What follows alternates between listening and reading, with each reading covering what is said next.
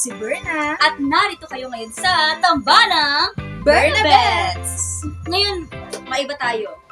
Yan. Gusto ko sanang suriin naman natin ang librong Bata-Bata, Paano Ko Ginawa ni Luwalhati Bautista. Ngayon medyo maiiba tayo, no? Kasi medyo, parang tumatalakay siya sa mas mataas na level. Yes. Or mataas na level, antas ng kaisipan. Ayan, kung nanonood kayo ng mga dati naming videos o Yes. mga librong nire-review namin, mapapansin nyo na more on fantasy kami. Yes. Pero ngayon, gusto kong medyo maiba. Di ba? Kaya papasok na tayo sa mundo ng makatotohanan. Lalayo muna tayo sa fantasy. Doon muna tayo sa mapatungkol sa mga nangyayari sa totoong buhay. Ayan. Pero bago ang lahat, kilalanin muna natin o bigyan natin ng background yung author, Yes. si Luwalhati Bautista. Ayan. Pero ngayon kasi, Bago tayo dumako doon, is nag-post kami sa social media kung ano ba yung mga gusto nyong tanungin sa amin patungkol sa author nito. At marami kaming na-receive na mga katanungan at pipili kami doon kung ano yung mga sasagutin natin for today's video. ayan. So, unang-una na riyan. Sino ang Si- ating sender? Ayan, si Angelica Sanchez. Ang tanong niya is ano daw ang buong pangalan ni Luwalhati Bautista? So to answer your question, ang pangalan niya ay Luwalhati Torres Bautista. Repeat after me, Luwalhati Torres Bautista. Ayan. Ayan, di ba na? Sagot ba natin ang kanyang katanungan? Next naman is from Jubel Antong. Ang tanong niya is, kailan daw ipinanganak si Luwalhati Bautista at saan daw siya nakatira? Ayan, si Luwalhati Bautista po ay pinanganak noong December 2, 1945 at lumaki sa Tondo, Manila. At sa kasawiang palad, siya po ay binawian ng buhay noong February 12, 2023. Ayan po. Ayan. Kung hindi nyo natatanungin, no, napag-isipan din talaga namin na ngayong araw mag-shoot or mag-video. Kasi ngayong araw din ipinanganak ang ating mahusay na manunulat. Yes. Dahil ngayon ay December 2, 2024. Yan. Kumbaga parang tribute. Yes, Yan. tribute natin sa kanya. Kaya maligayang kaarawan po. Ginang Luwalhati. Sa atin. Yes, ating mahusay na manunulat. Sunod naman na tanong. Mula kay Antoinette Ferrer. Ayan. Ang tanong niya ay, magbigay ka, Ate Bets, magbigay ka naman ng ilang maikling kwento ni Luwalhati Bautista. Ayan. So, ilan sa mga maiikling kwento niya ay ang buwan-buwan hulugan mo ako ng sundang na nagkamit ng ikatlong gantimpala sa Carlos Palanca Memorial Awards for Literature noong 1983. At isa pa, ang tatlong kwento ng buhay ni Juan Candelabra na nagkamit naman ng unang gantimpala doon din sa Carlos Palanca Memorial Awards for Literature na taong 1982 naman.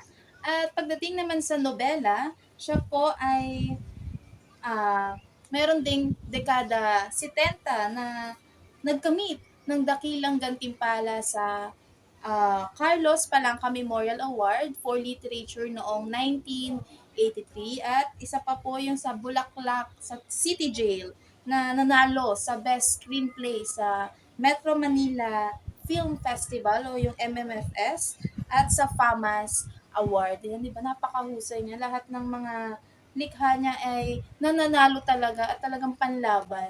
At kung susubukan yung basahin, no, kahit isa sa mga nagawa niyang akta, magigising talaga kayo sa mga nangyayari. Mamumulat talaga kayo.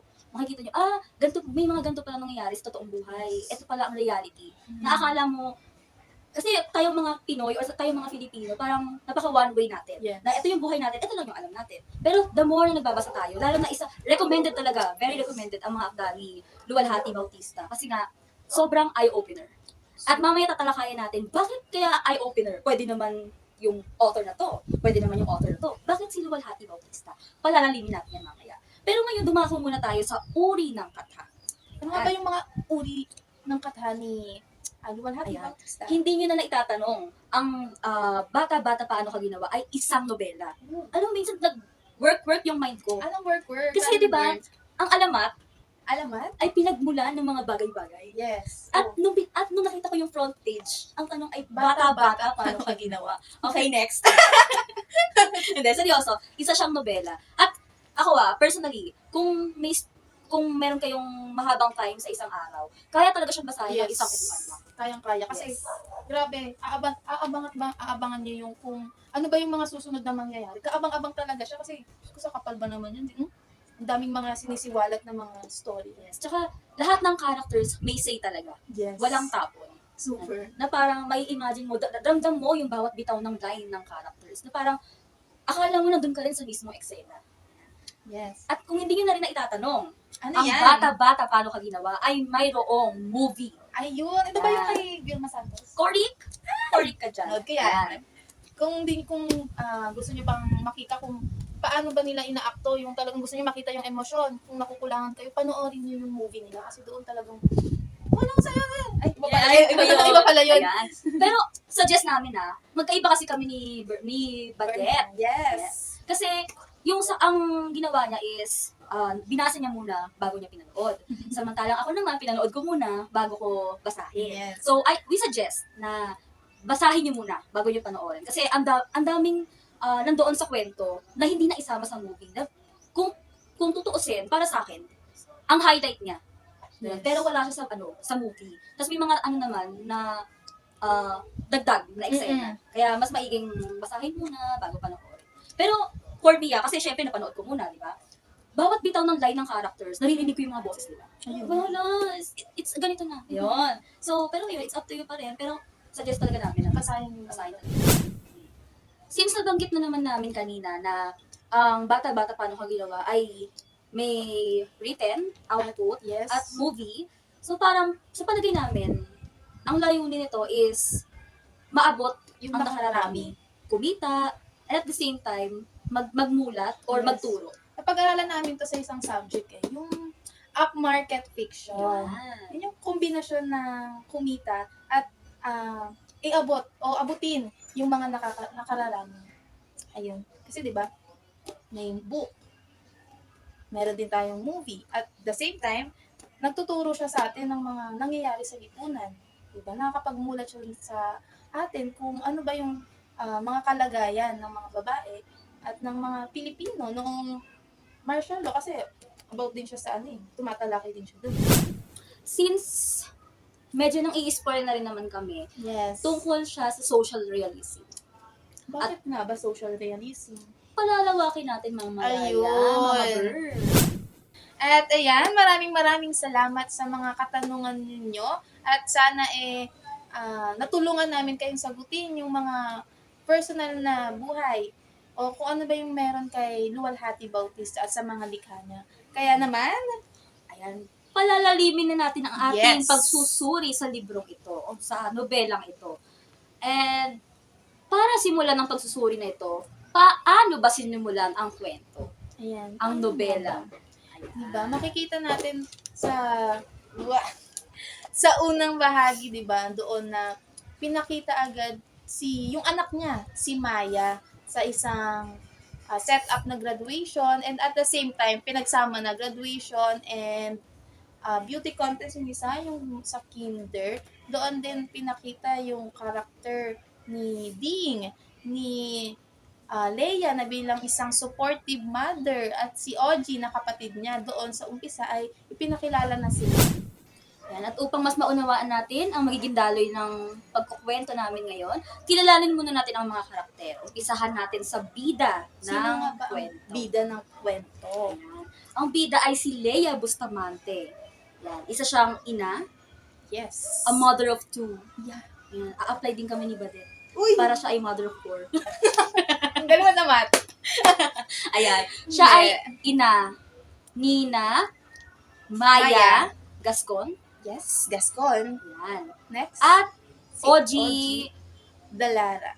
Dalara. Ayan. Magkaibang apelyado. May nabubuo na bang tanong sa mga isipan ninyo? Ay, natitink nyo na. Ayan. stay put muna ang mga questions. Ayan.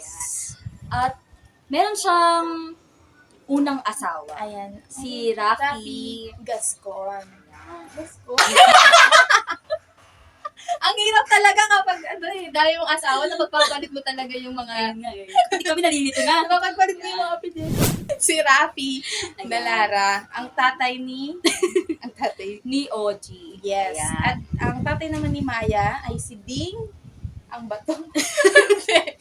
Ding! Ang bato! Ding Gascon. Gascon. Ayan. Huwag kayo So, ilan na ang malilito, characters natin? 5 na. 5. Nag-think ako. 5. 5.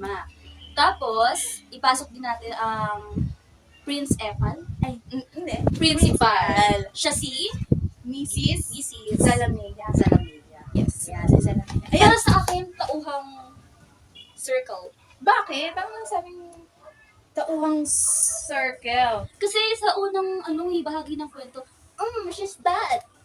Bakit? She's bad kay Leia. Hindi.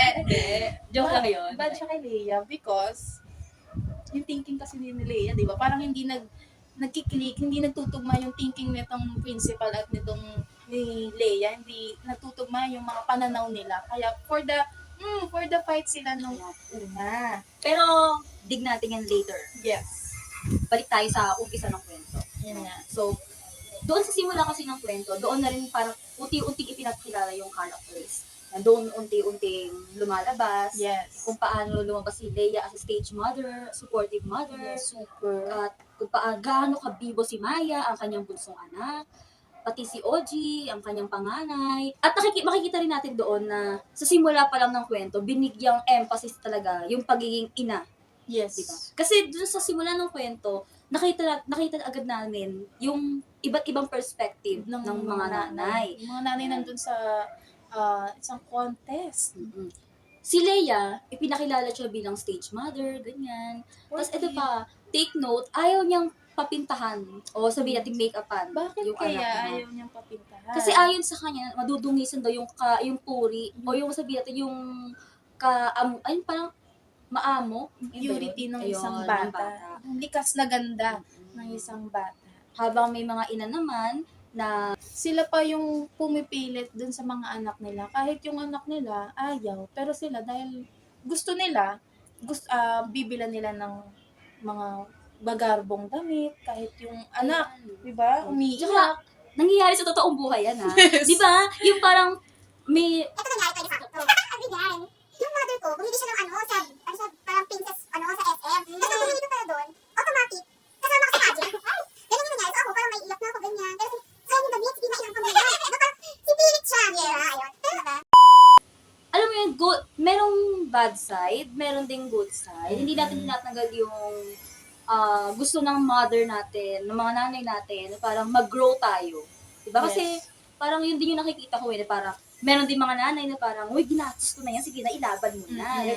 May makikita kayong ganyong eksena na may umiiyak na bata, tapos sabi ng nanay, suot mo yan, irapan mo yan doon. Yun. Sobrang iba ni Leia sa ibang nanay. Kaya, believe din ako kay Maya kasi sa sitwasyon ng mother at ng anak niya. Kasi si Maya, siya talaga may gusto eh. Eto si Leia, ayaw niya. Pero bilang mahal niya yung anak niya, suportado niya talaga na, ito susuotin mo, ganyan. Ito yung talent mo, ito yung sasabihin mo, ganito. Tingin ka sa harap, pipicturean kita. Pero si Maya, siya ang hindi umiyak doon. Mahusay doon. Siya lang yung bata na hindi umiyak at talagang hindi labag sa loob niya yung pagsali niya doon, di ba? Beth, maaari bang basahin mo kung ano ba yung talento na ibinahagi ni Maya sa kanyang mga kaklase at sa kanyang mga guro? I-assume nyo na ako si Maya. Ako si Leia. Yan. Ang tiyan ng nanay, malakit, mabilog. Ano yun? Tanong ni Oji sa nanay. Bola? Bola ng basketball? Hindi! Iba! Pwedeng paglaruan? Hindi at may laman. Anong laman, ha? Nay? Sorpresa! Sorpresa! Ang sorpresa nang lumabas, ako pala! Paano ang bola ay naging si Maya? Biglang tawa si nanay. Paglaki mo na, Oji, saka mo malalaman. Yan. Ganyan. Ganon. So, sobrang bibo and at the same time, si Mother Leia. Tuwan-tuwa, di ba? Ang ganda ng piyasa niya. At take note, ang unique ng talent niya. Kakaiba. Yung iba kasi sumayaw, ay kumanta. Siya, talagang, siya ay tumula at hindi lang tulang pambata kakaiba. As in, nakuha niya yung mga atensyon ng mga nanonood. At napatawan niya sa kanyang piyesa. Pero dahil din doon sa pyesa na yun, nagalit si Tatay Ding. Nagalit, di ba? Ito, take note ha, si Tatay Ding ay ang tatay ni Maya. Maya, take note natin, baka malito kayo katulad ng pagkalito kanina. Ayan. Ayan, sa pinakasimula talaga ng kwento, halos umiikot lang din kay Leia at sa pamilya niya yung daloy ng kwento. Ayan. Kasi, ito pa, bigyan natin ng diin yung pagiging supportive ni Miss Ni Leia Leia. Bustamante. Kasi 'di ba? Okay lang sa kanya kung hindi Oo. mo nanalo yung anak niya. Ang importante, binigay mo yung best mo, Yes. na-enjoy mo. Parang mo yun, na parang meron kasing mga nanay, hindi naman natin nalalahat, Yes. pero based lang sa reality, na may mga nanay na kailangan galingan mo kasi kailangan manalo ka. Mahal Dapat the best ka. mahal ng ginastos Yan. ko, kailangan manalo ka dito. Yan. Pero kay Leia, basta na-enjoy mo. Basta gawin mo lang. Diba? Yun. Mas importante sa kanya yung magiging emosyon ng bata, yung kagustuhan ng bata. Pero dahil din sa ugaling yun, nung mag-ina, nanalo ang kanyang anak. Nanalo si Respect. Maya. Ngayon naman dumako tayo sa tahanan ni Leia Yes. Bustamante, ni Ding, ang kanyang asawa, Asawa at at ni Ogie. Nina Ogie at Maya. Yes. Pero, tahanan Ano nga nga ba maituturing? Describe natin yung household nila. Ano bang meron sa loob ng bahay? Ito, para sa akin, masyadong noisy Noise. yung bahay nila. Oh. In terms of, palagi nag-aaway yung parents, ayan. Tapos, mahahalata din natin na ganun yung household nila dahil sa bibig ni Maya. Oh. Kasi 'di ba, ang bata hindi niya nagsisinungaling yan. Kung anong marinig niya, yun din yung sinasabi niya. Tama 'di ba? Tama. Ayan. So, para sabihin ng isang bata na yung tatay niya ay asawa lang ng nanay niya sa kama, hindi ba't napakabata pa ni Maya para maisip niya or sabihin niya sa ibang tao yung ganong eksena sa tahanan nila? Tsaka ang nakakatawa pa dito, ang daming nakapalibot, ang daming nakikinig. Mm-mm. Diba? Tsaka ang sinasabihan din ni Maya, kapwa bata. Bata. niya. Yan yung after ng, ng pagkapanalo niya, di ba? Talagang, parang may storyteller dito, tapos may mga bata nakikinig. At yung kwento niya tungkol sa papa niya, na asawa nga lang sa kama. Di ba? Tapos pinagalitan naman siya ni Ding. Mm. Pinagsabihan siya na hindi mo dapat sinasabi yung mga ganong bagay. Ayun nga, yung wag daw sasabihin yung mga ganong bagay. Pero ayon nga kay Maya, ang mga ganong mga katotohanan ay Dapat hindi kinakahiya. Kasi, ano yung tanong ni Ding? Kung magnanakaw ka, ikakahiya mo. yun, sabi niya. Ano yung sabi niya dyan? Yun nga, sabi niya, kung magnako ka, di mo ba ikakahiya? Sabi nga lang ni Leia, yung nanay ni Maya, kung ikakahiya mo, huwag mong gagawin. Ayan. So, si Ding, na tatay ni Maya, lagi siya nandun sa bahay ng nanay niya. Ayun, matatawag natin siyang Mama's Mama's boy. boy. So, di ba kapag may asawa ka na, pamilyado ka na, syempre dapat yung... Dapat, ang pag-asawa na So, syempre, pag pamilyadong tao ka na, hihiwalay ka na sa parents mo, Oo. ganyan. Kasi ibang buhay na yun. So, parang makakalata natin na hindi gusto nung nanay ni Ding, Ding. si Leia. Yan. Tapos, ang daming tanong, pero isa na rin dyan, yung anong klaseng ama o nagpakaama nga ba si Ding? Kasi di ba kung sa umpisa pa lang, ayun nga, masyado siyang palainom. Palainom siya, lagi siyang wala sa bahay. Tsaka lagi siyang tinatawag ng mama niya. Na- Talagang pag oo. tinawagan siya sa telepono, pag sinabing, Ding, uwi ka muna. Ay, hindi magdadalawang isip na umuwi yun. Takot talaga siya. Diba? So, ayun. Nakakalungkot na may ganun pala yung image o yung pagiging tatay at asawa ni Ding. At may mga tatay palang ganun talaga. na hindi natin naiisip kasi hindi naman ganun yung tatay natin o tatay nyo. Naipakilala na natin si Ding. Dumako naman tayo sa isang father. Ayan. Sila tayo sa ibang Ang tatay naman ni Oji. Ayan. Siya si Rafi De Lara. Ayan. Yan ha. So si Rafi De Lara, siya yung tunay na asawa. Unang asawa niya. Kinasal talaga sila. So, sa papel, sa batas, mag-asawa sila ni Leia. Pero, may iba ng pamilya si Rafi. Rafi. Ganun din naman si Leia. Ayan, may Maya nga siya, may Ting nga siya. So, ngayon, ito namang si Rafi. Alam, nagbabalik siya. Gusto niyang parang Makipagkita kay Oji. Kasi nga matagal nga silang hindi nagkita. Kasi nga, di ba, nag-separate.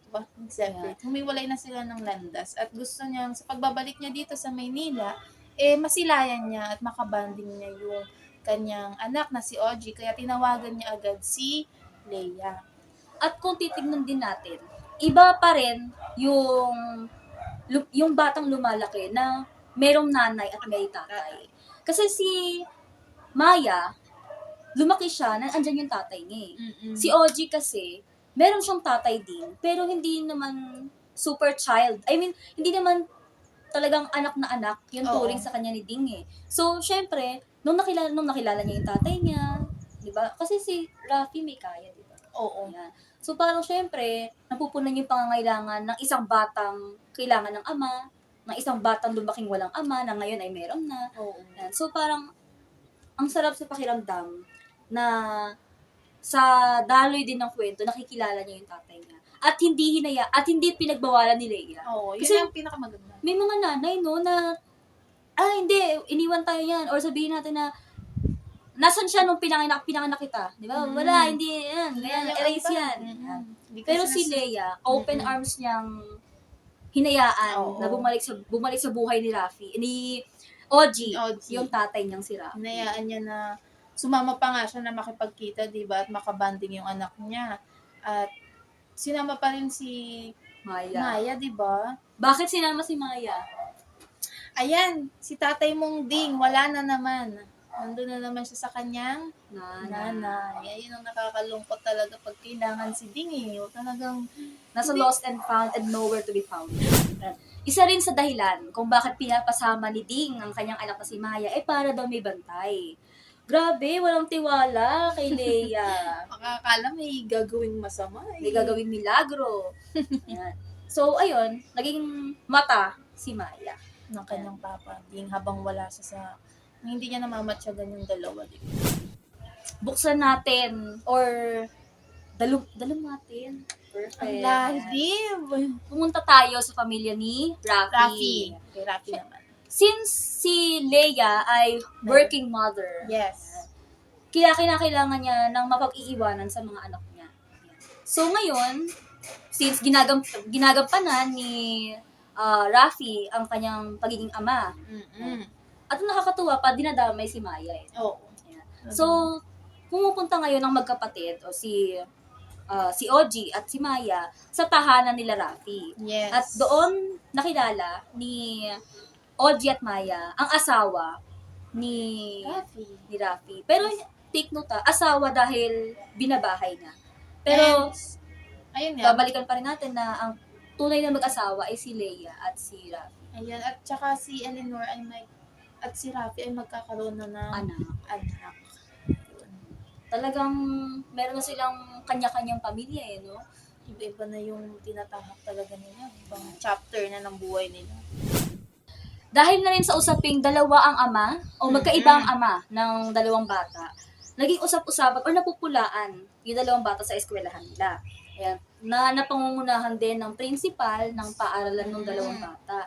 Na dumating pa sa punto na ang daming tanong kung bakit ganito yung apelyido ng isa, yung isa naman ganito. Tapos iba rin yung apelyido mo, di ba? Ang questionable din talaga. Anak mo ba talaga sila? Or ano nangyari? Bakit ang daming kakaiba sila ng apelyido? Anong history nito? Hanggang sa dumating pa yung dumating pa sa point na ano? Dumating sa point na pinapalipat na no Ayun. principal. Ayan. na itong I-transfer na lang daw yung isang anak. Na Parang- hindi pumayag si Leia.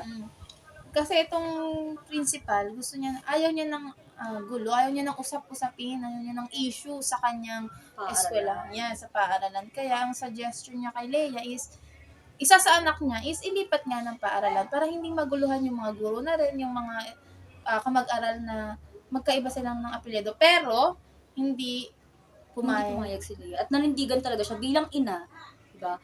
Kailangan yung bigyan ng karapatan ng mag-aral yung mga bata dito. Kasi, ayun, Tsaka 'di ba sabi niya kakasuhan niya daw yung principal, yung school kung ganun nga daw yung gagawin na bakit may ganitong proseso, 'di ba?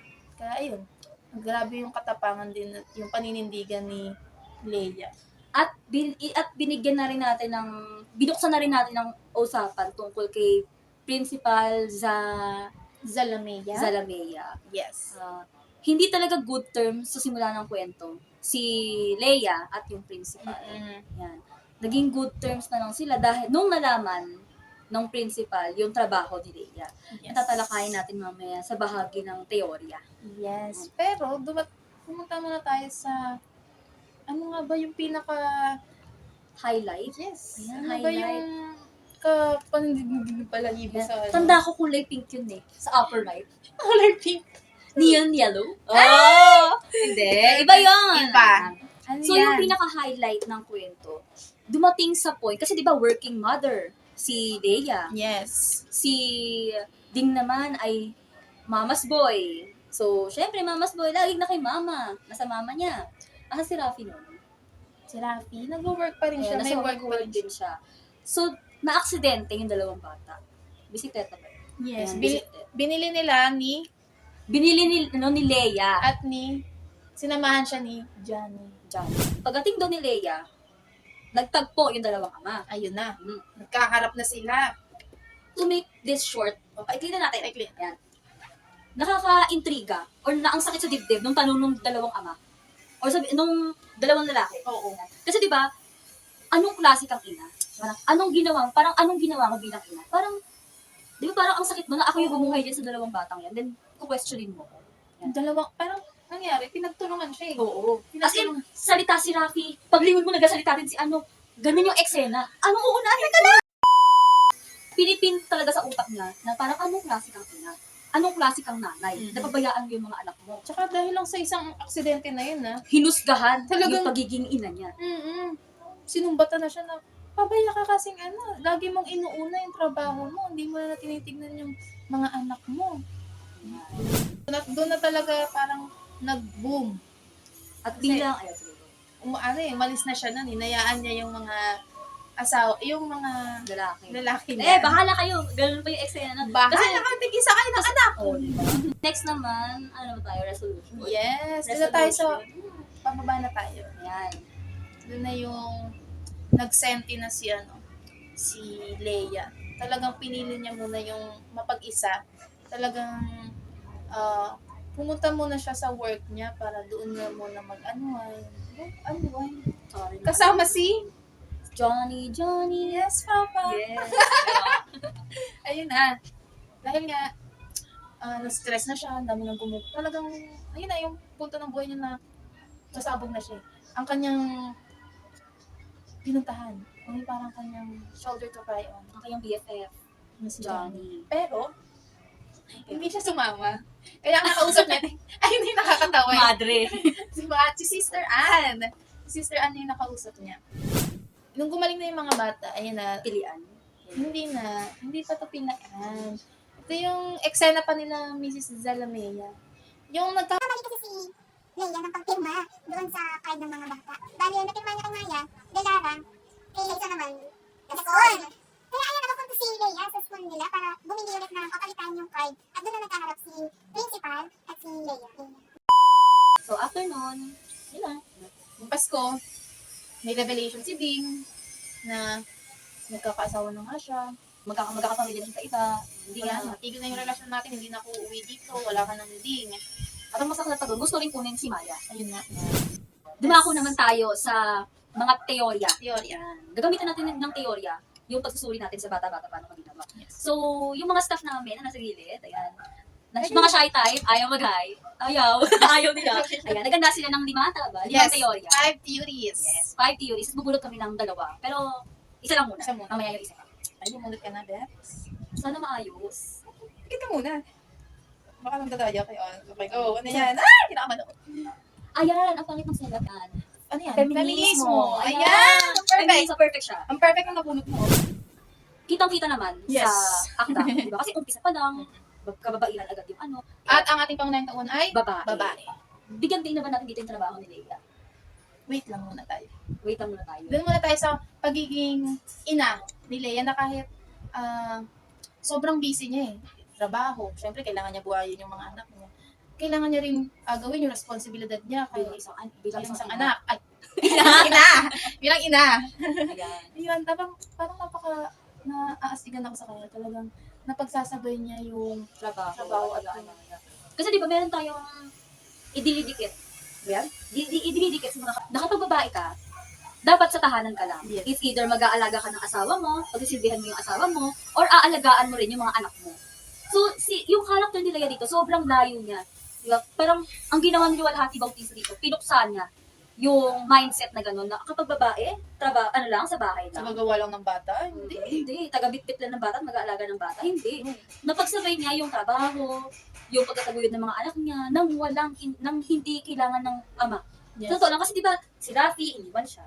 Si Ding. Ding, hindi naman tumayo bilang ama. So, Laging wala. solong-solo ni Leia yung pagpapalaki.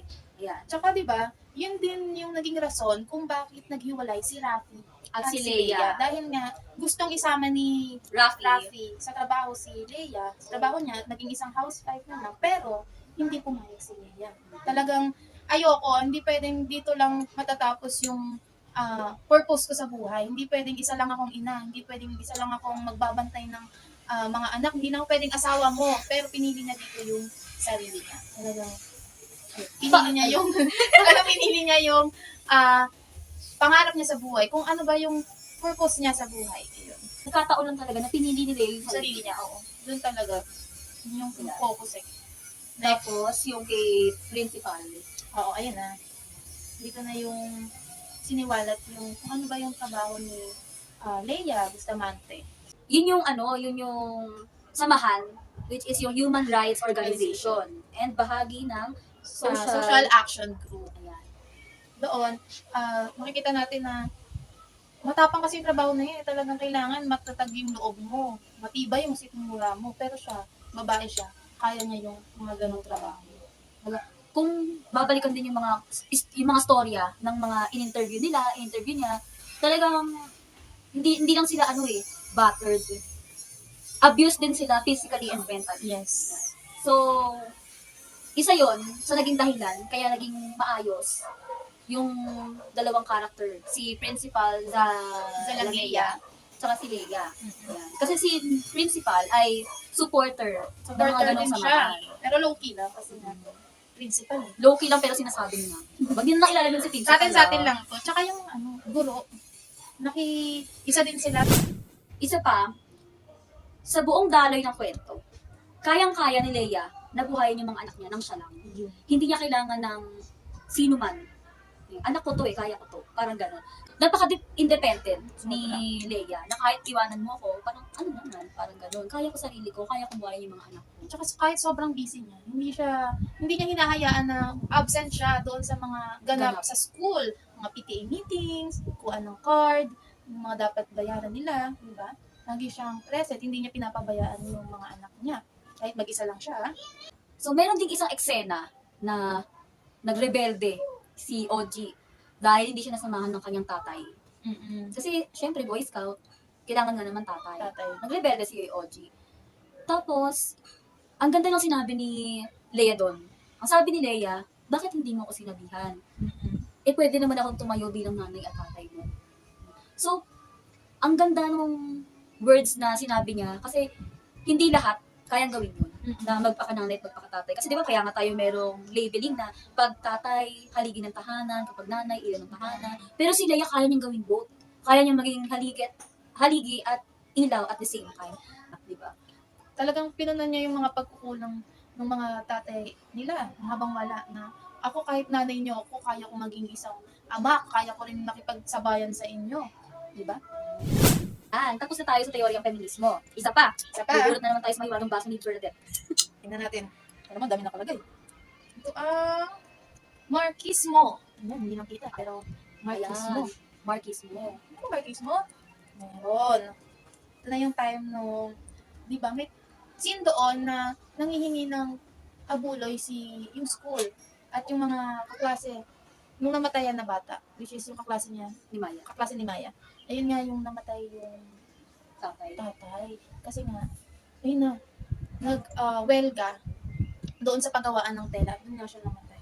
Ng isang pulis. At yun na, makikita natin doon yung Marxismo kasi may pinaglalaban talaga yung tatay ng kaklase ni Maya kasi nga, karapatan nila nataasan nga yung sweldo eh. Karapatan nila yung Bilang mga manggagawa. ayan, bilang manggagawa. Tapos, biglang, Sa isang iglap, Papatay. lahat ng pinaglalaban nila, ang resulta, pagpatay sa kanila. ayun.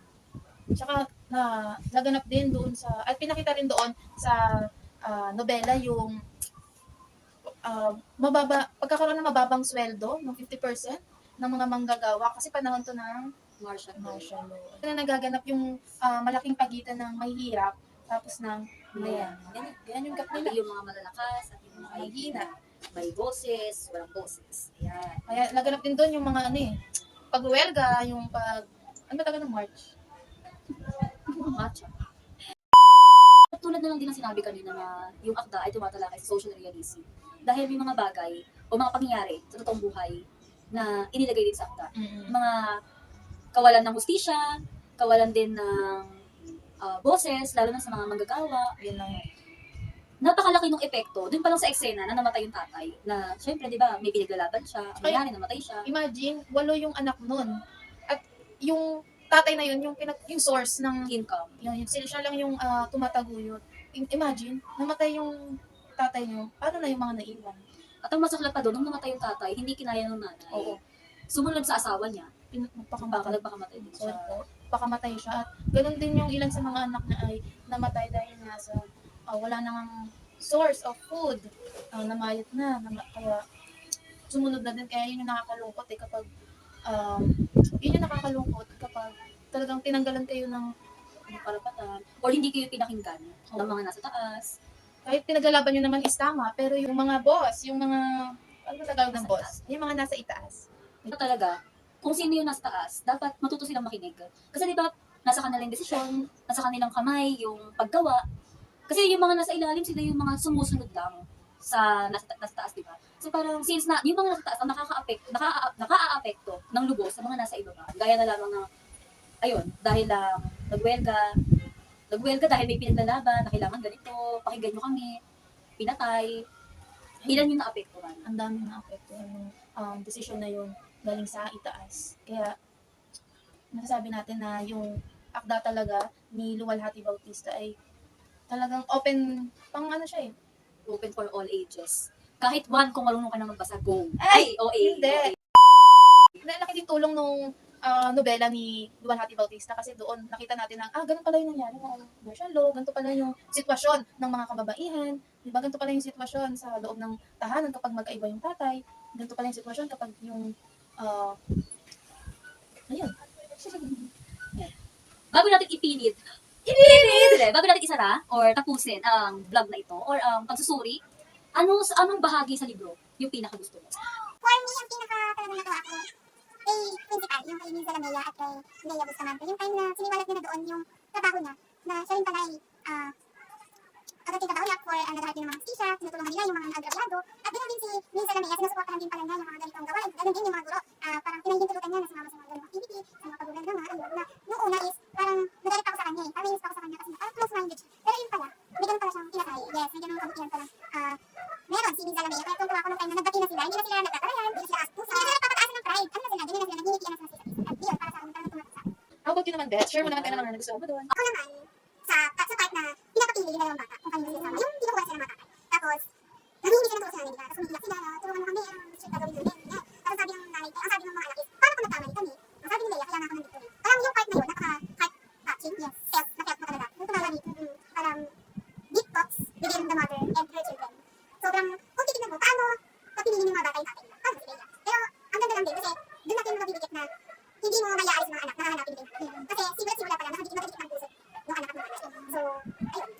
para mas kayo pag nabasa niyo na yung nobela ni Luwalhati Bautista.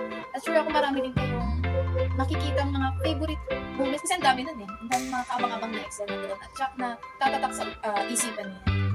So, kapag nabasa nyo na, like and follow. Comment down below.